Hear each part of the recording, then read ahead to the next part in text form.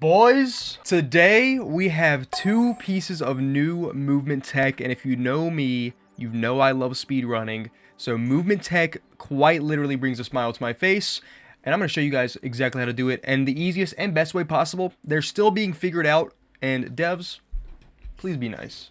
Be nice.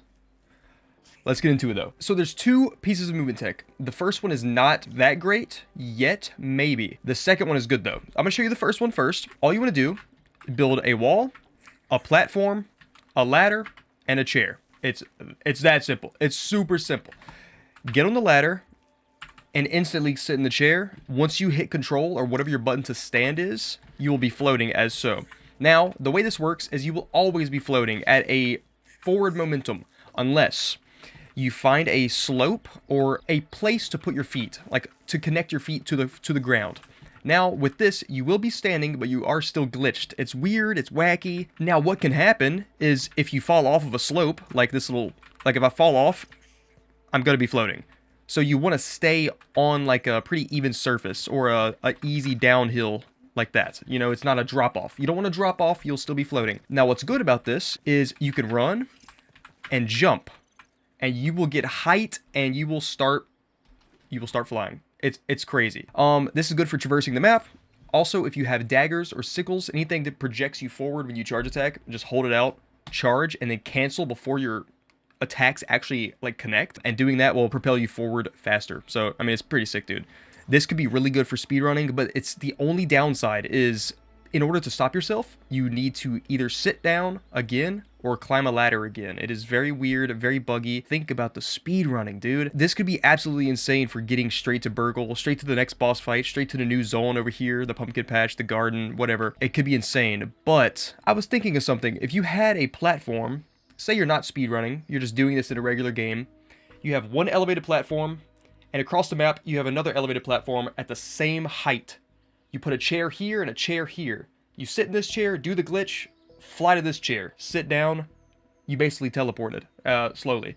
I think that'd be cool. Also, when you're going at a diagonal, doing this charge attack does stop all like upward momentum and it just sends you straight.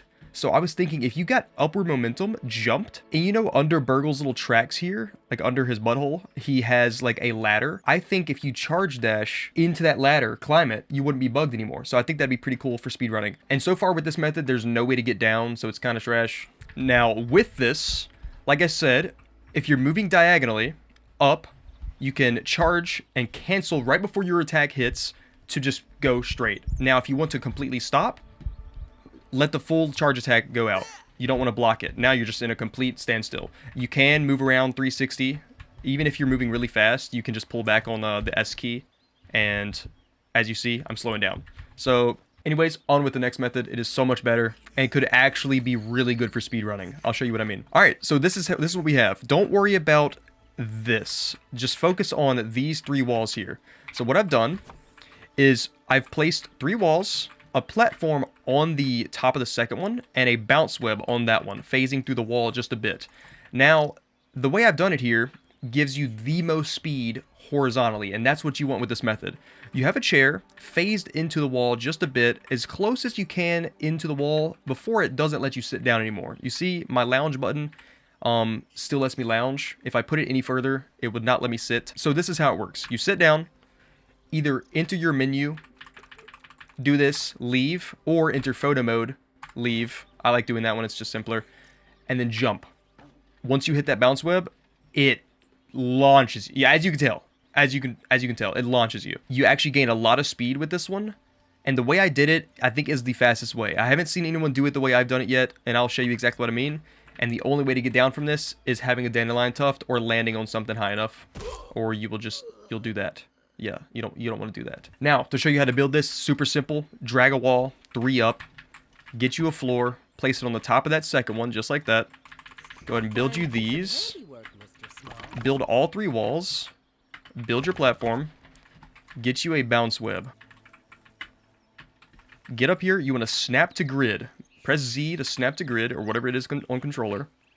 And you want your web to be phasing through the wall like that. You see how it's phasing there? And what I like to do is line up. You see this bounce web? It's very weird. You see the jagged edge on the bottom, and then it goes round on the right side. You want that, so far from what I've tested. Place it there, and this should be good. Now you want to get your chair, unsnap it from grid. You see the crack on the chair? I like to use the crack of the chair, like right in the middle here. Grab it. Let me move it out the way. And line it up with the crack on this wall, and then phase it into the wall until you see like a wonky little like W shape, kind of like that. And then you want your chair to be as straight as possible. You see a wonky little W like that. Place it there. Now when you jump up, your head will hit that. Let's test it. Okay, now see, you do not want this. Make sure you have a dandelion. Now, one thing I forgot to tell you, go to your bounce web, press G, bounce angle, -45. Show arrow, you want to turn that on so you can see your arrow. You don't have to. It's just, I like to make sure my arrow is going the right way. -45. Make sure you have it lined up the way I do. Snap to grid on your bounce web. Make the fancy little W. It's not too hard. Then you lounge, photo mode, out of photo mode, jump. Simple. Bada bing, bada boom. And now this one's so easy to get out of. It's not like the last one. You just stand and you use a dandelion to save you from fall damage. It is very good. I'm going to use this for some speedruns I'm going to do. I think this could be very good. Now, one more thing. You may be wondering, Gush, why is your bounce webs over there really crooked and mine isn't? And I'd say you got some really sharp peepers on you. Basically, the more horizontal this arrow is, the faster you will go forward. So you want this to be as horizontal as possible.